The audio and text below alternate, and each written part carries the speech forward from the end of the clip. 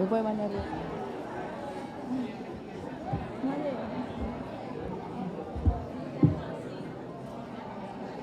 Bueno, arrancamos. Bueno, buen día. Mi nombre es Daniela, ella es Paulina. Somos residentes de segundo año en el Hospital Universitario Austral y en el día de hoy les traemos un ateneo titulado Desafíos del Laboratorio Clínico durante procedimientos de ECMO. Bueno, vamos a hablar un poquito de lo que es el sistema ECMO, la implementación en nuestro hospital, la monitorización desde el laboratorio y 2 casos clínicos. Entonces, ¿qué es el ECMO? Los circuitos de soporte vital extracorpóreo se empezaron a utilizar en la década de los 50 para pacientes que presentaban fallas cardíacas y o pulmonares y que eran refractarios al tratamiento convencional. Dentro de los circuitos de soporte vital extracorpóreo tenemos los dispositivos de asistencia ventricular, los van a encontrar como VAD, y la oxigenación por membrana extracorpórea, que es lo que conocemos como ECMO. Básicamente, la tarea del ECMO es funcionar como si fuesen un pulmón o un corazón artificial, con el objetivo de lograr el descanso de esos órganos en el paciente para que puedan recuperarse mucho más rápido. Como criterios de selección, el ECMO va a estar destinado a pacientes neonatos, a niños y adultos que tengan patologías que pueden ser cardíacas, como el shock cardiogénico, y o pulmonares, como en el síndrome de estrés respiratorio agudo. Es una terapia transitoria que puede durar de días a semanas y lo importante es que esa patología sea potencialmente reversible después de su paso por el ECMO del paciente, ¿sí? Y que pueda recuperarse ya sea de forma espontánea, farmacológicamente o quirúrgicamente. En cuanto a los componentes del sistema, vamos a tener una cánula de drenaje o cánula de salida, una bomba centrífuga que va a tener como la tarea del corazón, el objetivo de esta bomba es impulsar la sangre a través del circuito. Vamos a tener un oxigenador de membrana, que en este caso sería la función del pulmón. En esta membrana lo que va a haber un intercambio gaseoso, si la sangre desoxigenada se va a oxigenar y va a ingresar al paciente en forma oxigenada. También tenemos un mezclador y un calentador. El objetivo del calentador es evitar la hipotermia en el paciente. Y finalmente tenemos la cánula de retorno. Tanto la cánula de retorno como la de drenaje pueden tener distintas ubicaciones y de ahí vamos a tener los distintos tipos de ECMO. Tenemos el ECMO venoso arterial, que se va a utilizar para soporte cardiovascular y o respiratorio. Y vamos a tener el ECMO veno-venoso, que se utiliza para el soporte, solamente para el soporte respiratorio. Este es un registro de sobrevida publicado por la ELSO, que es la Organización de Soporte Vital Extracorpóreo. Es una organización que el objetivo de ellos es, lo que hacen es publicar guías con el objetivo de poder estandarizar todo lo que es el procedimiento ECMO en las distintas instituciones que tengan, que cuenten con este circuito. Y bueno, la idea es estandarizar el procedimiento.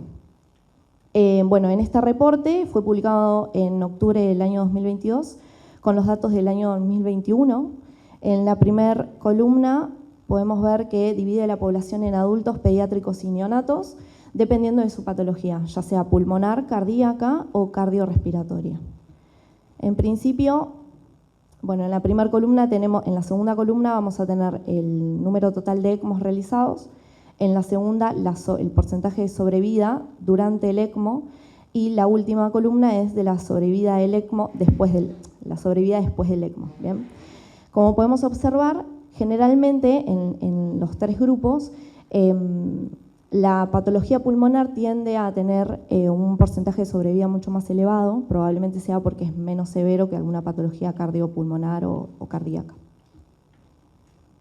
Y también lo que podemos ver es que en general, ya sea si es una patología pulmonar, cardíaca o cardiopulmonar, los grupos pediátricos y del grupo neonatal también tienden a tener una mayor sobrevida que la población adulta. Y esto de hecho está descrito por la ELSO, que dice que el ECMO tiene como una mejor performance en pacientes pediátricos. Esto también está publicado por la ELSO. Bueno, en el eje de las abscisas tenemos los años, que creo que iban desde 1990 al 2021. Las barras en Bordeaux son la cantidad de centros que empezaron a adquirir ECMO en su institución, y el trazado en celeste muestra el número total de ECMOs realizados. Con esta imagen lo que nos quiere decir es que es una terapia que está siendo cada vez más utilizada. Y la ELSO, si bien ellos publican guías, sí aconsejan que cada centro tenga su propia guía, ya que esto depende mucho de la cantidad de personal disponible, del entrenamiento que se les pueda dar al personal de salud y de la infraestructura de la institución. En cuanto a la implementación en nuestro hospital, en el 2008 se incorporó en el servicio de pediatría. Contamos con 3 equipos. Se utiliza principalmente en pacientes post-cirugías cardíacas y el tiempo promedio del ECMO es de 3 a 5 días aproximadamente. Este es un trabajo publicado por nuestro hospital, es uno de los primeros. Se publicó en la revista de Sociedad Argentina de Terapia Intensiva. La población fueron pacientes pediátricos y neonatos que tenían patología respiratoria y cardíaca que requirieron de ECMO. El periodo fue entre octubre del 2008 hasta septiembre del 2013.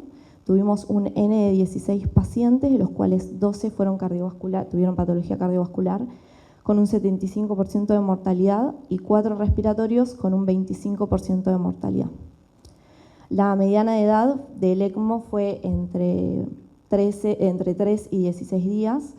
Y bueno, y esto también refleja un poco lo que veníamos hablando del informe de la ELSO, que tal vez tienen mayor mortalidad las patologías cardíacas. Y esto también refleja un poco lo que fue la implementación del ECMO en nuestro hospital. Bueno, como dijimos, requiere un equipo integrado y multidisciplinario. Cuenta con cirujanos cardiovasculares, anestesiólogos, médicos intensivistas, enfermeras, perfusionistas, médicos hematólogos, hemoterapistas y los bioquímicos. Dentro de las principales complicaciones tenemos las que están relacionadas al circuito, como son el fallo del circuito y la formación de coágulos. Esta es una imagen, bueno, no tenemos puntero, pero se puede observar en lo que es la cánula inferior, que está clampeada, la presencia de un coágulo. Y esto también es el fallo de la membrana de oxigenación, que justamente se da por la oclusión por formación de coágulos. En estas circunstancias se va a encontrar un aumento de la presión en el circuito, una menor transferencia de gas y un menor flujo, y la evidencia en estos casos es visible. Y tenemos las complicaciones relacionadas con el paciente, que son los sangrados. Este es un sangrado intracraneal. Los tipos de sangrados que se pueden encontrar son el más común, que es el lecho quirúrgico, que es el lugar donde se genera la inserción de las tubuladuras en el paciente, y en menor porcentaje, pero es de las peores noticias, que son las hemorragias intracraneanas. Todas estas complicaciones se deben básicamente al contacto del flujo de la sangre con superficies extrañas, ¿sí? Que serían las partes del circuito de ECMO. En principio va a haber una adhesión de proteínas, tales como el fibrinógeno o el factor de von Willebrand. Va a producir la activación de las plaquetas y por consiguiente la formación de trombos. Las podemos ver en la membrana de oxigenación y en las cánulas también. Entonces, cuando se da inicio al circuito ECMO, vamos a tener en principio una hemodilución que se da por una disminución en la concentración de los factores. Luego vamos a tener una coagulopatía dilucional, que es por la poca generación de trombina, pero luego vamos a empezar a tener lo que es la activación de la fase de contacto, que es de lo que hablamos anteriormente, la primera imagen, ¿sí? Va a haber generación de trombina, va a haber activación de las plaquetas, disminución de las mismas y trombocitopenia porque se van a empezar a formar los coágulos, ¿sí? Y también vamos a tener una respuesta inflamatoria por activación del complemento. Entonces, ocurren dos cosas. Una, es la formación de trombos en el circuito y otra es por consumo de factores y de plaquetas que pueden predisponer a que el paciente tenga sangrados. Entonces esto es tan complejo que por eso es necesario la monitorización desde el laboratorio. Bien, cuando un paciente ingresa al ECMO, a nuestra institución, se da aviso inmediatamente al laboratorio y a las áreas implicadas porque se prioriza la determinación de estos pacientes. También se avisa de forma rápida los resultados. Respecto a la monitorización desde el laboratorio, es importante contar con el estado basal del paciente. Eso es más que nada para corregirlo en caso de que necesite transfusiones de sangre, plaquetas o crioprecipitados y también para tener los valores antecedentes del mismo. Las áreas implicadas son medio interno, química clínica, bacteriología, hematología y hemostasia. Respecto al medio interno, para recordar, la membrana de oxigenación ingresa la sangre del paciente, se produce el intercambio gaseoso y luego la sangre del paciente retorna al paciente con un valor de presión de oxígeno mayor y un valor de presión de dióxido de carbono inferior. Para esto las guías ELSO nos dan ciertos objetivos respiratorios que tenemos que lograr. Dentro de ellos son una saturación arterial de oxígeno, si el ECMO es veno arterial mayor al 95%, y si se trata de un ECMO veno-venoso, entre un 85 y un 95%. Para la presión de oxígeno se busca que sea mayor a 60 milímetros de mercurio, la PAFI del paciente se busca que sea mayor a 200 y la del ECMO mayor a 150. Y la presión de dióxido de carbono que esté entre 35 y 45 milímetros de mercurio. También se busca que el pH del paciente esté entre 7,35 y 7,45.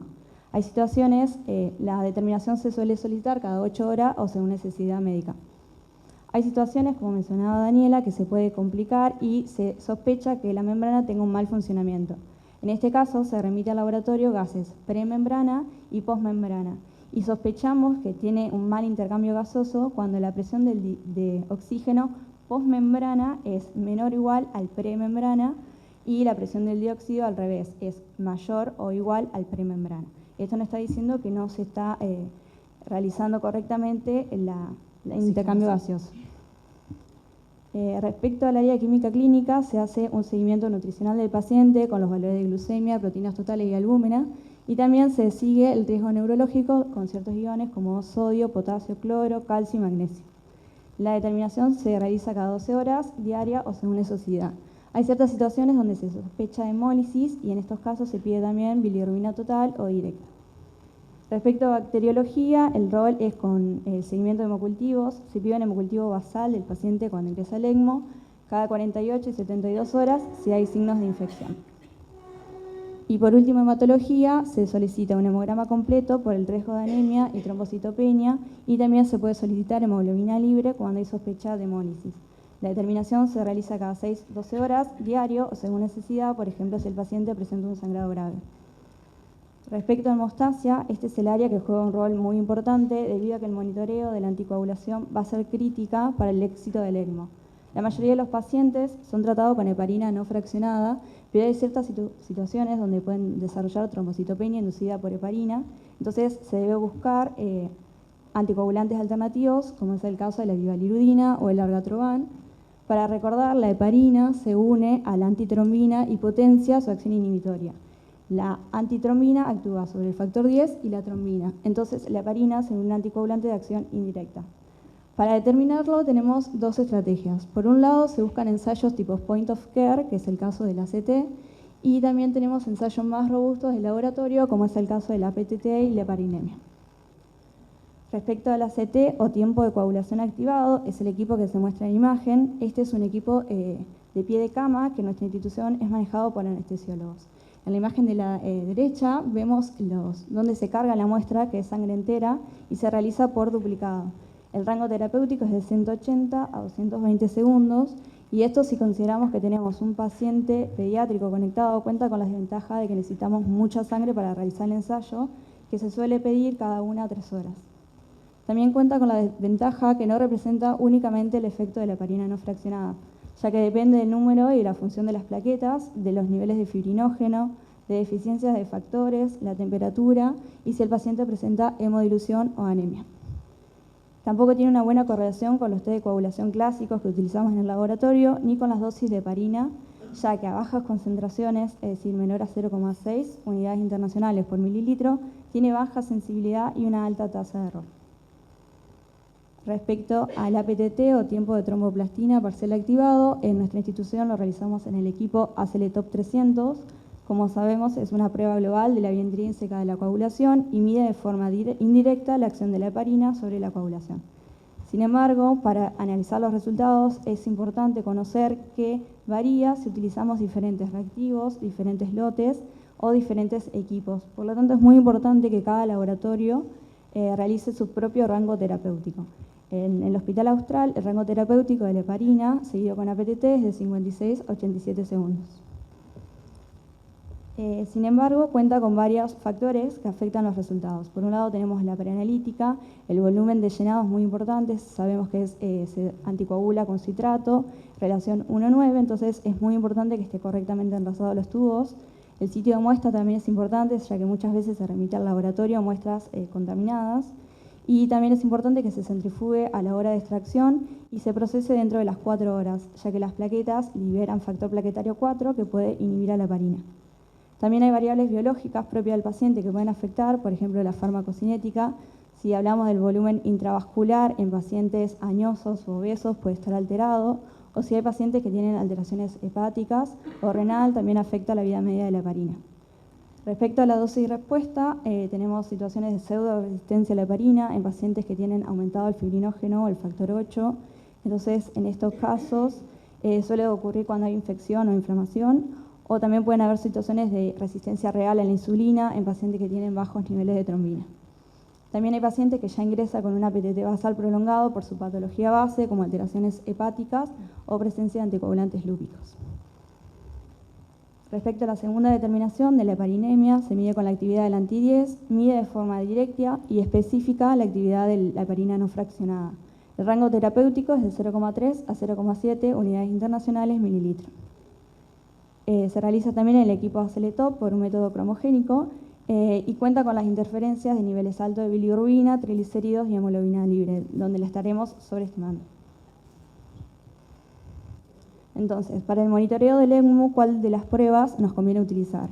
La realidad es que no existe una determinación ideal para el monitoreo, ya que ambas tienen sus ventajas y desventajas. La determinación de la actividad de anti-10 de la heparina se va a complementar con la prueba de APTT.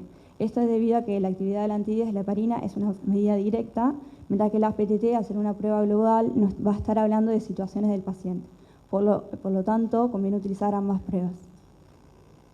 También se pueden solicitar estudios complementarios, como es el caso del tiempo de protrombina y el RIN, el dosaje de fibrinógeno, que debe ser basal y cada 12 horas, la antitrombina basal y cada 24 horas, factor 5, que nos va a hablar de la perfusión hepática, el dímero D, que si bien es un factor protrombótico, se puede utilizar para el seguimiento, y la determinación de ROTEM, que nuestra institución lo realiza el servicio de hemoterapia. A continuación mostramos 2 casos clínicos. El primero se trata de un hombre masculino de 40 años con un peso de 73 kilogramos y una altura de 188 centímetros. Esto es importante para la dosis de heparina. Como antecedentes presentaba una miocardiopatía dilatada chagásica y en 2007 presentó una internación por shock cardiogénico secundario a insuficiencia cardíaca congestiva. El paciente queda internado en plan de trasplante cardíaco, el cual se lleva a cabo el 26 de noviembre del 2018. El postoperatorio del circuito extracorpóreo fue dificultoso, por lo cual el paciente ingresa a la unidad coronaria con requerimiento de ionotrópicos, asistencia ventilatoria, respiratoria mecánica y conectado al ECMO venoarterial. Respecto a los laboratorios prequirúrgicos, en la parte de hematología observamos que el paciente presentaba una leve anemia. Respecto a la coagulación tenía los valores dentro de los rangos de referencia. Y respecto a los resultados de química clínica, se observaba que tenía alteraciones leves renales. En el laboratorio postquirúrgico de ingreso al ECMO, vemos que el paciente continúa con la anemia, pero es importante destacar que durante la operación necesitó transfusiones sanguíneas. Vemos un aumento de los leucocitos propio de la intervención.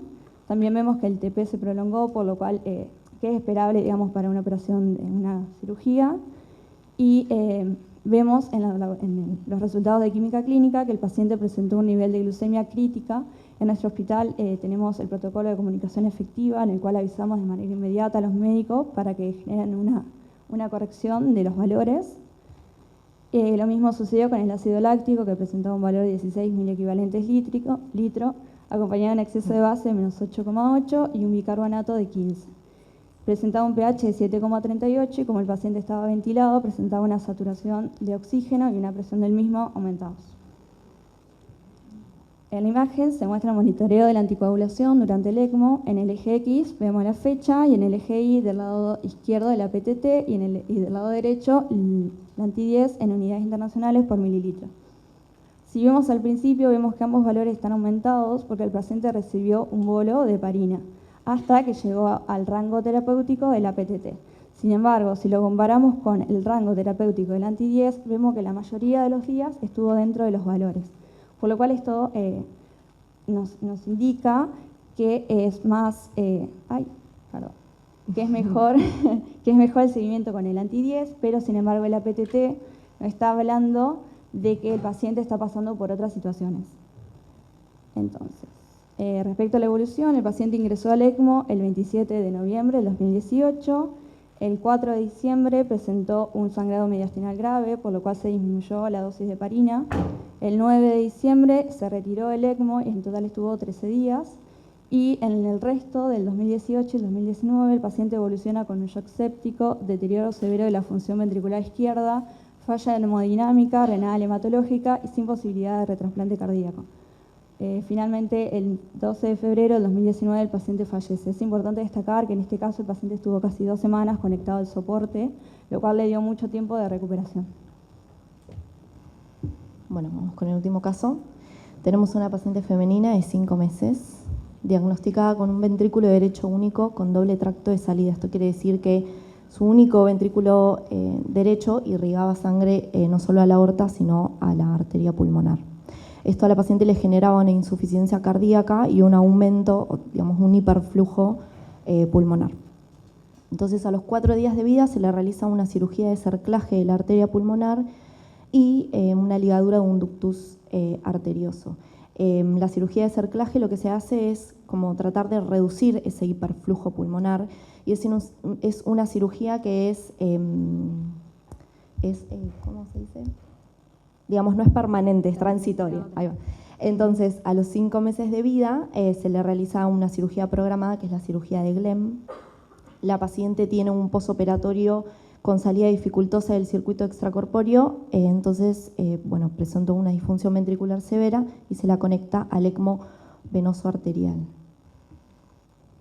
En cuanto a los laboratorios post cirugía y de ingreso al ECMO, en cuanto al hemograma, no presentaba grandes alteraciones, tenía un TP y un APTT prolongado propio de la anticoagulación durante la cirugía, un dímero D elevado como reactante de fase aguda, y lo importante de acá es el dosaje de la antitrombina, que como lo había explicado Pauli, es el cofactor de la heparina, que es para que la misma pueda ejercer su acción, así que es importante que tengamos un buen porcentaje, ¿sí?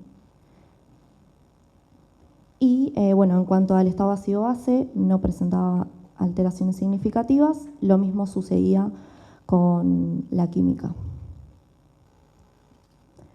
Bueno, acá también les mostramos el monitoreo de la anticoagulación durante el ECMO. En este caso, los valores de APTT acompañaban bastante a los valores del anti-10. Acá tenemos el rango del anti-10 también. Sí, digamos, el concepto que nosotros queremos que nos llevemos es que el APTT, como decía Pauli, es una prueba global y el anti-10 es una prueba más específica. Si en el laboratorio, en nuestro hospital, tenemos la posibilidad de hacer el dosaje de anti-10, lo ideal sería que siempre se haga un coagulograma básico acompañado del anti-10. Eso sería como lo ideal del monitoreo. Y bueno, podemos observar cómo aproximadamente entre los días 18 y 19 se observan 2 picos, tanto del anti-10 como del APTT, y ese mismo día se sospechó de un mal funcionamiento de la membrana de oxigenación. Entonces mandaron al servicio del laboratorio un estado ácido-base premembrana y que presentaba una saturación del 51%, y un estado ácido-base postmembrana, que nosotros dijimos que la función de la membrana es oxigenar justamente la sangre, y podemos observar cómo la saturación de oxígeno y los valores de PO2 son casi similares, ¿sí? Entonces, esto no cumplía con los objetivos digamos, que tiene la membrana de oxigenación, así que se realizó un cambio de filtro.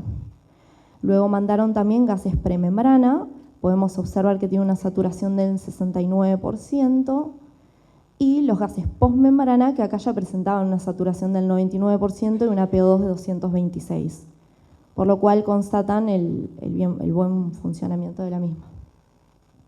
En cuanto a la evolución de la paciente, estuvo 11 días en ECMO, el 26 fue retirada del ECMO, tuvo una prolongada internación donde tuvo varias complicaciones trombóticas, pero finalmente el 21 de diciembre a la paciente se le da el egreso hospitalario. En cuanto a las conclusiones, el circuito de ECMO no cura, pero sí ofrece tiempo de recuperación a los pacientes, eso es importante. El rol del laboratorio es indispensable para un correcto seguimiento y asesoramiento de la anticoagulación y detección de fallos en el equipo. Y destacamos la importancia del trabajo interdisciplinario para un adecuado abordaje del paciente en sus necesidades. Esta es la bibliografía consultada. Muchas gracias.